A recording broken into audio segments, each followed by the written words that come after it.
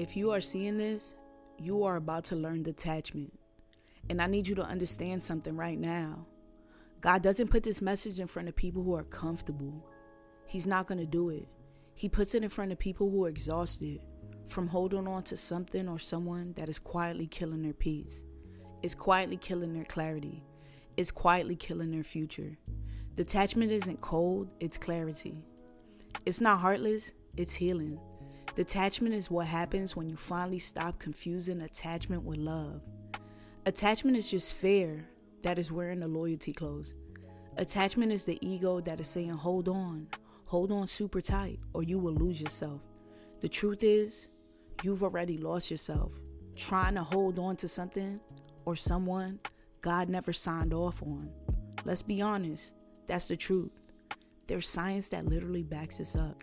There's a study that was done at the University of Buffalo that said attachment to unstable relationships will literally increase cortisol levels and destroy emotional regulation. A dependency loop that actually mirrors addiction. What does that mean? It means you're not in love, really. Your nervous system is just hooked. That's why detachment feels like withdrawal. Do you understand now? That's why you keep replaying old memories, even though the reality was not pretty. You know this. That's why you crave someone that has treated you like an option. Your brain is literally detoxing, and God teaches detachment before destiny. He cannot elevate a heart that is chained up to confusion still. The Bible literally says, guard your heart, for everything that you do flows from it. That's Proverbs 4 verses 23. But you can't guard your heart when you keep giving it to people who are not even guarding their own heart. Attachment makes you shrink yourself so they don't leave. Attachment convinces you to tolerate inconsistency and call them potential. Attachment tells you the pain is worth it because the good moments were real, even though the good moments were very sporadic. Attachment keeps you pressing for someone God has already removed. He's already told you, let them go. You're just holding on and holding on. And that's the harsh truth. You're really not attached to them. You're attached to a role that you played. You're attached to a version of yourself you became trying to prove you were worth consistency. And God is trying to kill that version of you in this season. Detachment is God breaking you out of who you had to be to survive. This is where the law of detachment actually comes in. In detachment lies the wisdom of uncertainty, meaning freedom starts when you stop gripping the outcome like it's oxygen, like you needed to breathe or something. And when you stop forcing, you start flowing. When you stop clinging, you start becoming. Psalms 55 verses 22 backs it up. Cast your burdens on the Lord and He will sustain you. Now let's go a little deeper. Attachment usually are childhood wounds that are wearing adult clothes. You weren't attached to that person. You were attached to the validation that they gave you. You weren't attached to the relationship. You were attached to the feeling of being chosen. You see, trauma bonds mimic love because intermittent affection is the strongest psychological addiction known to humans. That's why you keep going back. You're not stupid. You're not weak. You are just chemically conditioned. But detachment resets your nervous system. It doesn't just break the bond. It breaks the identity that is formed around the bond. Here are some quick, practical steps. Step 1, tell the truth. Tell the truth, not the romanticized version. You can't detach from a lie. Step 2, stop arguing with reality.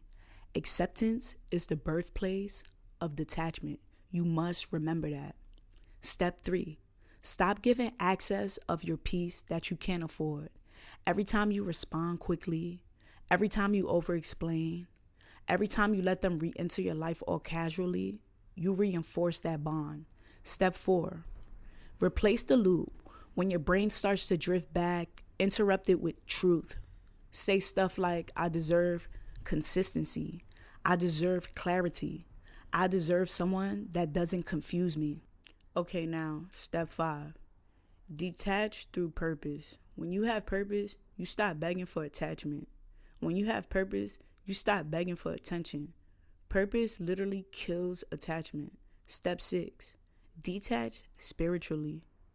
You got to do this. Read the Bible, pray in Psalms 139, verses 23 through 24. Search me, God, and know my heart. Test me and know my anxious thoughts. That prayer literally exposes what needs releasing. And here's the part nobody talks about. Detachment doesn't just free you from people. It frees you from a version of yourself that was built on fear, on scarcity, on abandonment wounds, on emotional survival mode. Detachment breaks the identity that was formed inside of dysfunction. In the best way, of course. Because once your peace stops depending on people, nobody can actually manipulate you anymore. Once your work stops depending on attention, nobody can bait you. Nobody can shake you. And it feels good to be unshakable. And that's when God finally trusts you with real blessings. That's when the right people start to appear in your life. That's when your spirit feels lighter. That's when your future expands. So if you are seeing this, you're not just learning detachment, you are becoming spiritually detoxed. God is now removing what your future cannot carry. You must remember this. You are not breaking down, you are breaking free. You are not losing anything, you are being unhooked from what was shrinking you. So I need you to just sit there and let it fall, let it hurt, let it break, and just be real with yourself. Because why? Pain is often a sign of chains that are snapping. And guess what? Freedom always comes after the snapping. And this is why learning detachment is so important. I want, but I don't need. Peace, love, and blessings. I pray this found you at a time of new elevations and prosperity in your life. God bless. Merry Christmas.